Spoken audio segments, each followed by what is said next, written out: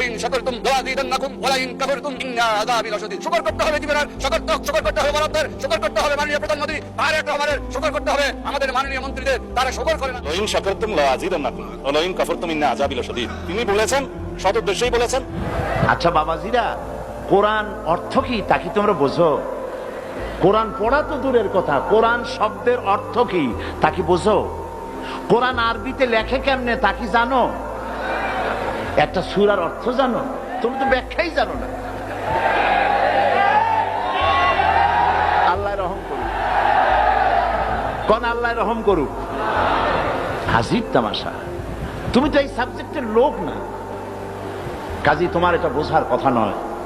তুমি বিভ্রান্ত হয়েছো কারণ তোমার মাথার উপরে কে বসা, কার নেতৃত্বে কাজ করো সেটা একটু চিন্তা করো। আমি তোমাদের চিন্তা করার সুযোগ দিচ্ছি।